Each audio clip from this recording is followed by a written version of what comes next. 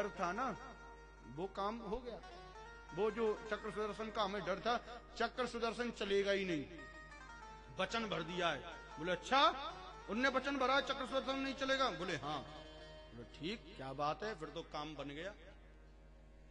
महाराज भीष्म पितामह ने मन ही मन संकल्प लिया, इन्होंने वचन लिया है चक्र सुदर्शन नहीं चलेगा।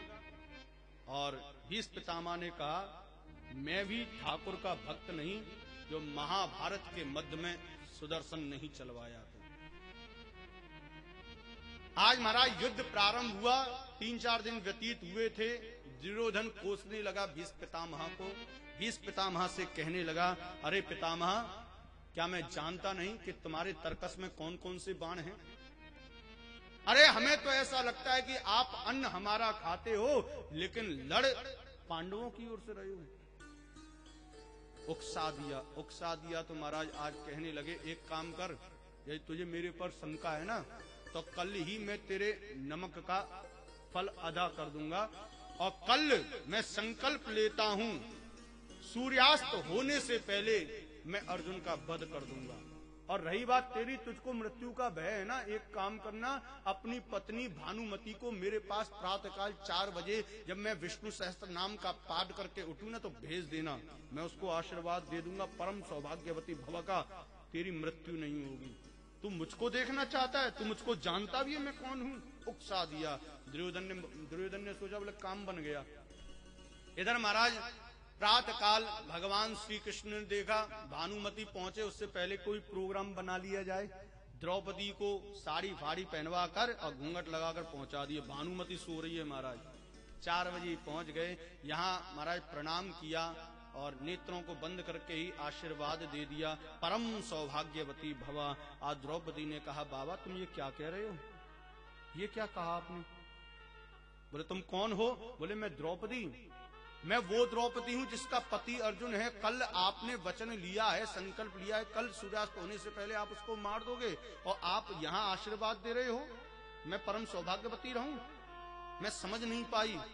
महाराज हिल गए भीष्म पितामह, तुरंत इधर उधर झांकने लगे, दौड़ने लगे। अरे ये बता तू आई कहां से, तुझे लेकर कौन आया? अरे तेरे अंदर सामर्थ्य नहीं है कि तू यहां तक पहुंच जाए, कोई ना कोई तेरे पीछे जासूस लगा। कहां है वो जासूस? मैं जानता हूं वो जासूस कौन है, वो जासूस श्री कृष्ण है। अरे ठाकुर कहां छिपाए? अरे दिखा तो सही अपने चेहरे को। महाराज किवाड़ के पीछे छुपकर खड़े हुए थे शांति से। आज ठाकुर को देखा, प्रणाम किया। ठाकुर गलत बात है, ये बहुत गलत बात है, अब मैं क्या करूंगा?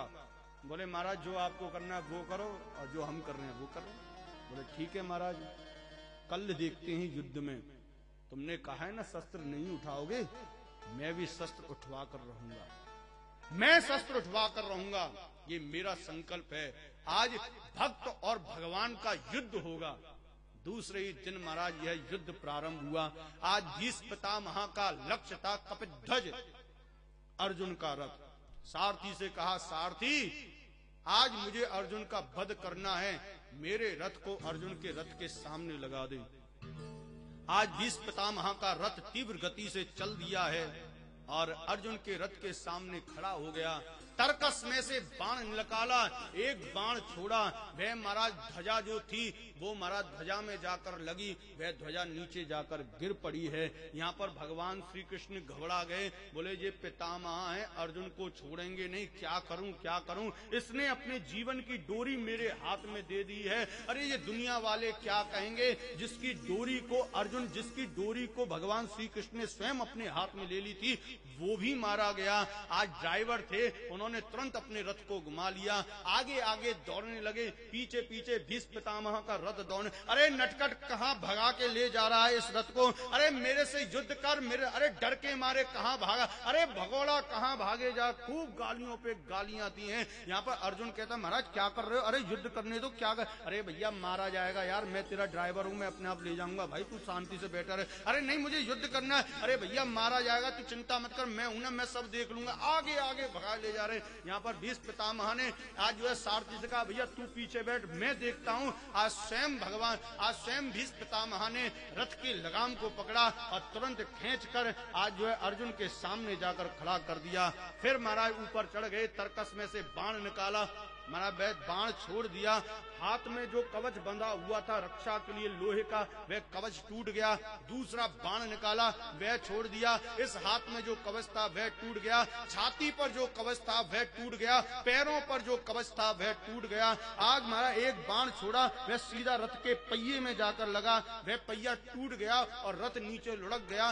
दोनों भगवान श्री कृष्ण अर्जुन नीचे गिर पड़े। आज भीष्म पितामह कहते हैं नहीं छोड़ूंगा अर्जुन, नहीं छोड़ूंगा। आज दौड़ पड़े हैं अर्जुन के पीछे। यहाँ पर भगवान श्री कृष्ण अर्जुन और पितामह के बीच में खड़े हुए हैं। अरे भैया मत मार, मेरा भक्त है, मेरा भक्त है। बोले भगवान तुम बीच में से हट जाओ, मैं इसको नहीं छोड़ूंगा, आज मैं इसको मार के रहूंगा। भगवान श्री कृष्ण परेशान हो गए, यदि इनका बाण चल गया तो महाराज इसके ऊपर कोई कवच नहीं है, ये बाण लगते ही इसका शरीर शांत हो जाएगा। मैं क्या करूं, कुछ समझ में नहीं आ रहा, इधर उधर ताकने लगा, क्या करूं क्या करूं। भगवान श्री कृष्ण का आज क्रोध आ गया, हे भीष्म पितामह मेरे भक्त को छोड़ दे, मैं तुमसे कहता हूँ मेरी आज्ञा का पालन करो। भीष्म पितामह कहते मुझे किसी की आज्ञा का पालन नहीं करना, मुझे तो अपना संकल्प पूरा करना है। आज भगवान श्री कृष्ण परेशान थे, क्या करूं क्या करूं। इधर उधर देखने एक टूटा हुआ रथ का पहिया पड़ा हुआ था, उसको उठा लिया और उठाकर महा भीष्म पितामह की ओर दौड़ने लगे।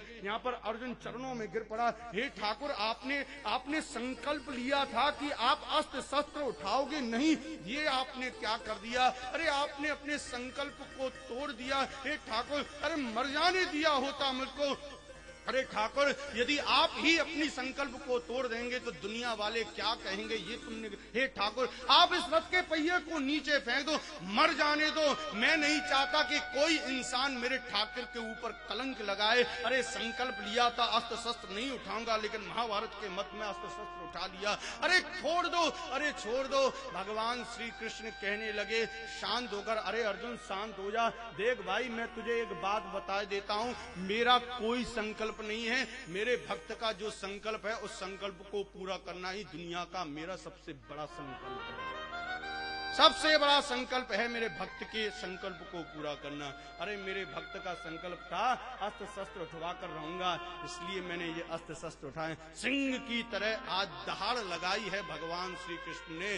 और भीष्म पितामह ने देखा शस्त्र उठा लिया, तुरंत महाराज धनुष बाण लिए पृथ्वी पर पटक दिए और साष्टांग प्रणाम के लिए लौट गए। ठाकुर मैं जीत गया। प्रेम से बोलो, महाभारत का परिणाम चाहे कुछ भी हो, लेकिन दुनिया वाले ये जरूर कह देंगे भक्त और भगवान के मध्य में जो युद्ध हुआ था विजय भक्त की हुई। जब भक्त नहीं होंगे भगवान कहाँ होगा। ऐसे में समस्या का समाधान कहाँ होगा, जब भक्त नहीं होंगे भगवान कहाँ होगा। प्रेम से बोलो। अब एक प्रश्न उठता है, उसका उत्तर दो और कथा विश्राम। इस दुनिया में सबसे बड़ा कौन है? जो जानता हो हाथ खड़ा करके बताए। हाँ जी, इस दुनिया में सबसे बड़ा है। पृथ्वी ने कहा मैं सबसे बड़ी। पृथ्वी शोर मचा रही थी, मैं सबसे बड़ी। बोले क्यों? हमारे भगवान सबसे बड़े हैं। बोले जो तुम्हारे भगवान है ना, वो भी मेरे ऊपर ही रासलीला करवे काजे हमें, उनको वजन भी मैं ही उठाऊंगा। तब मैं सबसे बड़ी हुई ना। जैसे ही पृथ्वी ने कहा मैं सबसे बड़ी, तभी शेषनाग कहे अच्छा ऐसी बात है तो फिर तो मैं तुझसे भी बड़ा, क्योंकि तू मेरे फन के ऊपर खड़ी है। पृथ्वी ने कहा मैं सबसे बड़ी, मैंने इस जग का बोझ उठाया है। शेष कहे मैं तुझसे बड़ा, मैंने तुझको भी अदर उठाया है। न वो शेष बड़े वो महेश बड़े, जो शेष गले लटकाया है। न वो महेश बड़े वो रावण बड़ा, जो गिर कैलाश उठाया है। खेल ही खेल में रावण ने कैलाश पर्वत को भोलेनाथ सहित उठा दिया। जो नीचे वही बड़ा होगा महाराज। ना वो रावण बड़ा, वो बाली बड़ा, 6 मास कांक में दबाया है। 6 महीने तक कांक में दबो रहे हो महाराज। तो 6 महीने बाद ने थोड़ी सी कसरत करी बाली ने, तो यो हाथ ऊपर करो, तई निकल के भागो, पीछे मुड़ के भैया तू कैसे? बोले 6 महीना तक कांक में दबा के रखो आपने। बोले अच्छा, मुझे तो याद भी नहीं भाई। ना वो रावण बड़ा वो बाली बड़ा 6 मास कांक में दबाया है, ना वो बाली बड़ा वो राम बड़े जो बाली को मार गिराया है, ना वो राम बड़े वो भक्त बड़े जो राम को नाच नचाया है। और भक्त कहे मैं सबसे बड़ा, मैंने राम नाम गुण, अंत में निकला ये परिणाम, राम से बड़ा राम का नाम। और उस नाम को लेने वाला उससे भी बड़ा जो जेब में रख के डोलता है। धन बड़ा धनवान बड़ा, राम नाम को जेब में जो रख के डोलता है, जब मन चाहे तब नाम ले सकता है, स्वतंत्र है, वो भक्त है। तो भक्त से बड़ा इस दुनिया में कोई नहीं। इस प्रकार महाराज यहाँ पर स्तुति की है। इतिमत रूप कल्पिता वितृष्णा भगवत सात्वत पुंग वे विभुम्नि स्वसुख मुक्ति क्वचित वेहर्तु। इस प्रकार बड़ी सुंदर स्तुति की। प्रकृति यस्सु में यद भव प्रवाह, बड़ी सुंदर स्तुति करने के बाद में भीष्म पितामह ने अपने प्राणों का परित्याग किया। राजर्षि परीक्षित का यहाँ पर जन्म हुआ। 5 पांडव स्वर्गारोहण को चले गए। यहाँ पर महाराज कलयुग ने प्रवेश किया। स्वर्ण का मुकुट धारण करके परीक्षित चल दिए। जंगल में आखेट खेलने के लिए गए। जंगल में प्यास लगी, एक श्रमिक ऋषि के आश्रम में पहुंचे। समाधि में लीन थे। मरा हुआ सर्प उनके गले में डाल दिया। महाराज लौट कर चले गए। श्रमिक ऋषि के पुत्र श्रृंगी ऋषि आए। उन्होंने बिना सोचे हाथ में जल लेकर महाराज श्राप दे दिया। हितलंधित मर्यादम तक्षका सप्तमे हनि दांग छैत कुलांगारा चोद तो तथ दुरूहम। बोले जिसने भी मेरे पिता के गले में मरा हुआ सर्प डाला है, आज से 7वें दिन इन सर्पों का पूर्व तक्षक जो है उस व्यक्ति को डंकन करके उसको मार देगा। गौरमुख नाम के ब्राह्मण को श्रमिक ऋषि ने भेजा। सुबह सुबह की सभा लगी हुई थी। आज पता चला राजर्षि परीक्षित को कि आपकी जिंदगी 7 दिन की है, 7 दिन बाद आप मर जाओगे। सारी सभा विलाप करने लगी, लेकिन इन विलाप के मध्य में एक व्यक्ति मुस्कुरा रहा था। कौन? बोले महाराज राजर्षि परीक्षित। राजर्षि परीक्षित के मुस्कुराने का कारण पूरा। आज महाराज 20 सभा में खड़े हो गए। पत्नी इरावती से कहा, अरे इरावती क्यों रोती है? अरे बेटा जन्मेजय क्यों रोता है? अरे पिताजी 7 दिन बाद आप मर जाओगे। अरे बेटा तुझे तो गर्व होना चाहिए मेरे ऊपर। अरे दुनिया में महाराज, दुनिया में मृत्यु का कोई भरोसा नहीं, लेकिन आज मैंने मृत्यु पर विजय प्राप्त। मेरे पूर्वज भी मृत्यु पर विजय प्राप्त नहीं कर पाए, लेकिन मैंने मृत्यु पर विजय प्राप्त करी है। अरे दुनिया में कोई आदमी ऐसा नहीं जो कह सके कि मेरे फलाने वर्ष में महाराज मृत्यु होगी, उस महीने में होगी, उस दिन में, उस पक्ष में, उस घंटे में, उस सेकंड में, उस मिनट में, उस सेकंड में, उस पल में, उस क्षण में होगी। लेकिन मैं छाती ठोक कर कह सकता हूं इस ब्रह्मांड में पूरे में शक्ति नहीं कि 7 दिन से पहले मुझको कोई मार सके। यदि मैं 7 दिन से पहले मर गया ना तो संत का श्राप खराब हो जाएगा। और संत के श्राप या संत के आशीर्वाद की रक्षा भगवान का संकल्प होता है। आज निकल गए हैं और गंगा के किनारे पहुंचे हैं। बलकस वस्त्र धारण नारद जी आए, उनसे एक ही प्रश्न किया, 7 दिन में मरने वाले व्यक्ति को क्या करना चाहिए जिससे उसको मोक्ष मिल जाए? नारद जी भागे, हमारा पूरा जीवन व्यतीत हो गया, तब करते करते तब तो मैं नारद बना, और तुझे 7 दिन में मुक्ति चाहिए? असंभव। जंगल में जाकर शोर मचाने लगा, अरे 7 दिन में क्या कोई मुझको मोक्ष दे सकता है? उसी समय ये आवाज जंगल में तपस्या कर रहे श्री सुखदेव जी के महाराज कर्णों में पहुंची है। श्री सुखदेव जी महाराज खड़े हो गए। बोले भैया जो दवाई, जो औषधि जो मेरे पिता श्री व्यास जी महाराज ने श्रीमद् भागवत महापुराण के रूप में मुझे प्रदान करी थी, आज उस दवाई का सदुपयोग करने का समय आ गया है। तुरंत चल दिए, यहाँ पर पहुंचे हैं श्री परीक्षित के पास में। तत्रा भवद भगवान व्यास पुत्रो यद्रक्षया गामट मानो नपेक्षा अलक्षलिंगो निज लाभ तुष्टो वृतस्य बालिर अवधूत भेषः। कोपिन धारण हुए महाराज आज श्री सुखदेव जी महाराज राजर्षि परीक्षित के पास पहुंचे। राजर्षि परीक्षित ने एक ही प्रश्न किया, महाराज पहले ये बता दो, पूजा बाद में करूंगा, 7 दिन में मरने वाले व्यक्ति को क्या करना चाहिए जिससे उसको मोक्ष मिल जाए? श्री सुखदेव जी महाराज सरल भाषा में बताया। बोले बेटा कुछ मत कर, श्वास श्वास में कृष्ण भज और वृथा श्वास मत खोए, ना जाने या श्वास की आवन होए। कुछ नहीं करना। प्रसन्न हो गया, इम्प्रेस हो गया, प्रभावित हो गया। आज परीक्षित ने श्री सुखदेव जी महाराज को उच्च सिंहासन पर बैठाया, उनकी आरती की है, वंदना की है, और यहाँ पर इनको आराम करने दो। और हम भी कथा को यहीं पर विश्राम देते हैं। प्रेम से बोलो और गहरी गहरी सांस आप ले लो। चलो महाराज हो गया। हाँ।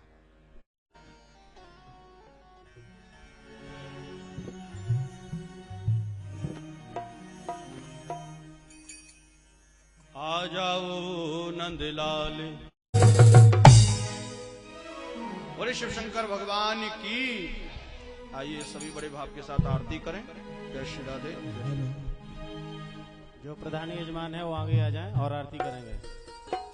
ओम गंगावे प्रजननम में असुत सवीर गंग सर्वगणगं स्वस्ते आत्मसनि प्रजासनि लोकशन्यभयसनि अग्नि प्रजां बहुलां मे करोत्वन्नं पयोरेतु अस्मास्तु दत्त। बाके बेहुलियादा उन चरणों के मैं तो दर्शन पाऊं, उन चरणों के मैं तो दर्शन पाऊं। बाके बिहारी ने आरती गाओ, बाके बिहारी ने आरती गाओ। व्यासदास के नाथ आप हो, व्यासदास के नाथ आप हो। सुख दुख जीवन प्यारे साथ आप हो, सुख दुख जीवन प्यारे साथ आप हो। व्यासदास के नाथ आप हो, व्यासदास के नाथ आप हो। सुख दुख जीवन प्यारे साथ आप हो, सुख दुख जीवन प्यारे साथ आप हो। उन चरणों में मैं तो दर्शन पाऊं, उन चरणों में मैं तो दर्शन पाऊं। श्याम सुंदर आरती गाओ, बाके बिहारी तेरी आरती गाओ। ओ नंद जी के लाला तेरी आरती गाओ, नंद जी के लाला तेरी आरती गाओ। ओ संग सोवे ब्रस भानी दुलारी, संग सोहे ब्रस भानी दुलारी। ललिता विशाखा सखियां प्यारी, ललिता विशाखा सखियां प्यारी। और संग सोवे ब्रस भानी दुलारी, संग सोवे ब्रस भानी दुलारी। ओ ललिता सख, ओ ललिता विशाखा सखियां प्यारी, ललिता विशाखा सखियां प्यारी। सास मेरा दावन पाओ, भास सदा वृंदावन पाओ। बाके बिहारी तेरी आरती गाओ, नंद जी के लाला मेरी आरती गाओ। आरती गाओ प्यारे तुमको मनाओ, आरती गाओ प्यारे तुमको मनाओ। ओ आरती गाओ प्यारे तुमको मनाओ, आरती गाओ प्यारे तुमको मनाओ। और श्याम सुंदर तेरी आरती गाओ, श्याम सुंदर तेरी आरती गाओ। तेरी आरती गाओ, गाओ तेरी आरती गाओ, तेरी आरती गाओ, तेरी आरती गाओ, तेरी आरती गाओ। और कर्पूर गौरम करुणाधारम संसार सारम भुजगेन्द्रहार। सदा वसंतम हृदयारविंद पवम भवानी वेदम नमामि। तुमेव माता तथा तुमेव, तुमेव बन्धु सखा तुमेव, तुमेव विद्यावनं तुमेव, तुमेव नन्दो मम देवदेव, तुमेव शरणं मम देवदेव, तुमेव शरणं